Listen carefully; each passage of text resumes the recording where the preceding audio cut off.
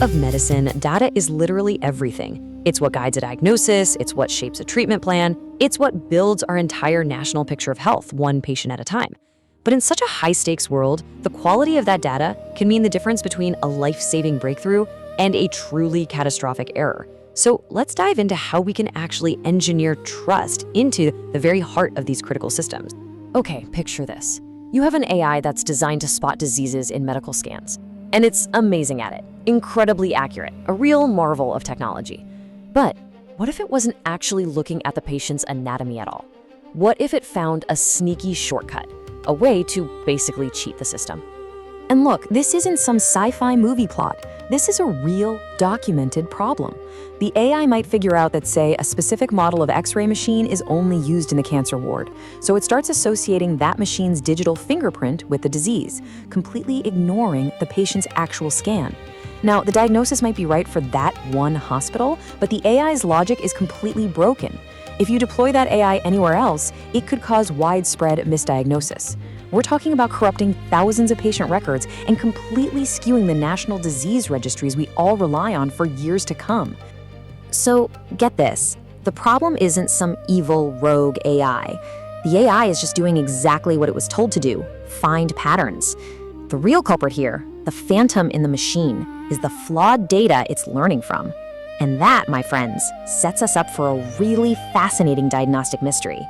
And yeah, that is exactly what we're going to do here. We're going to become data detectives and follow the trail of digital breadcrumbs, the clues hidden deep inside the data itself, to figure out how on earth we can build medical systems that we can truly, genuinely trust with our health.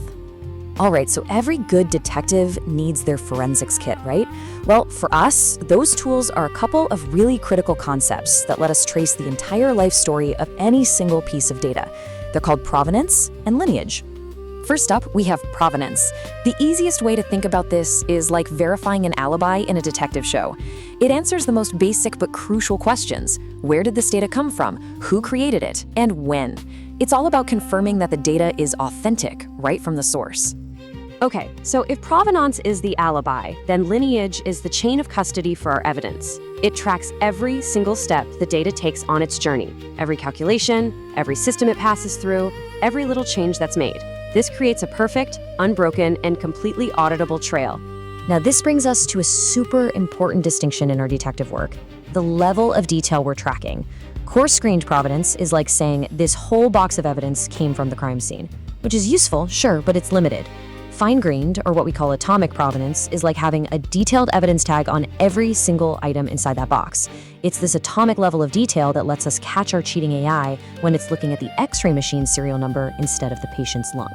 Okay, so we've got our forensic tools. Now we need to understand the laws of the land, the fundamental principles that make sure our data is reliable in the first place. These are the absolute ground rules that prevent total digital chaos. First up, let's talk about accuracy. It's actually pretty simple. How close is your measurement to the real, true value? If you're throwing darts, accuracy is hitting the bullseye. Simple as that. And this is what makes the difference between accuracy and precision so important. Precision isn't about hitting the bullseye. It's about hitting the exact same spot over and over again. You could be incredibly precise, but if you're hitting the top left corner every single time, well, you're not very accurate, are you? Okay, so here's why this matters so much. Accuracy gets thrown off by systematic errors. Think of a scale that's badly calibrated and always adds an extra pound. Precision, on the other hand, is affected by random errors, those little fluctuations you just can't control. An inaccurate but precise machine is incredibly dangerous because it could consistently misdiagnose every single patient in the exact same way, creating this silent systemic error that could go totally undetected for months. And this isn't just theory, by the way. The FDA actually has a gold standard for this, a framework called ALCOA. It means data has to be attributable to a specific person, legible, recorded contemporaneously, so in real time, it has to be the original record, and of course, it must be accurate. These aren't just suggestions. This is the absolute bedrock of clinical trials. Without this, one single faulty data point could sink a billion-dollar drug trial or corrupt the national disease registries we rely on to track major public health threats. So we've got our detective methods, we've got the laws of the land. Now let's open up the engineer's toolkit and see how all of this gets built into real-world systems that can actually enforce these rules and, well, solve our cheating AI mystery. But here's the reality check. Building these perfect, absolutely trustworthy systems, well, it's a massive engineering challenge because building them right comes with some serious trade-offs in performance and storage.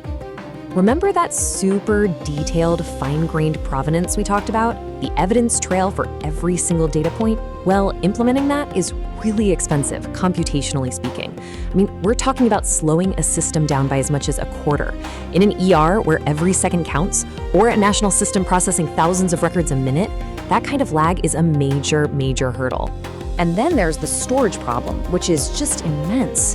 The metadata, the data about the data, can end up being many, many times larger than the actual patient data itself.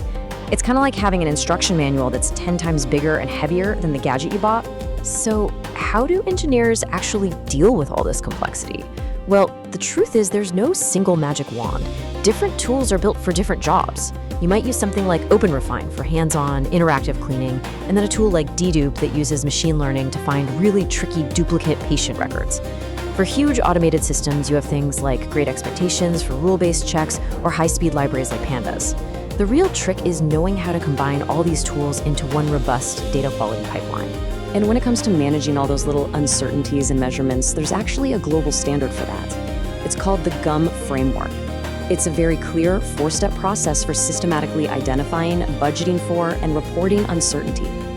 This is what ensures that a measurement from a lab in one country is actually comparable to another one halfway across the world. And all of this stuff we've been talking about, provenance, ALCOA, uncertainty management, it all comes together in these huge, comprehensive platforms like REDCap and OpenClinica. These things are basically the digital fortresses of clinical research. They have built-in audit trails, automated data checks, strict access controls. They're designed from the ground up to enforce the rules and make sure the data powering our next medical breakthrough is absolutely beyond question. Okay, so we've followed the clues, right, from this weird, cheating AI all the way back to the very foundations of what makes data trustworthy. Now let's look ahead and see where this is all going, moving away from just fixing problems to actually designing systems that can see them coming. This whole field has come a long, long way. We started with people doing manual checks, a purely reactive approach. Right now, we're in the age of automated validation and real-time monitoring. But the future is where it gets really exciting. We're talking about systems that can predict quality problems before they happen, and maybe even improve themselves over time. And really, that brings us to the single most important idea in all of this. The ultimate goal isn't just to have a process for cleaning up messy data after it's already a problem. It's to meticulously design our medical systems from the very beginning so that trust is a core, engineered feature, not just some patch you add on later. So I'll leave you with this final thought to chew on. As our medical systems and our AI get exponentially more powerful and more complex, is engineering trust in our data a problem we can ever truly solve? Or is it a constant, evolving challenge that we have to commit to managing with incredible vigilance and innovation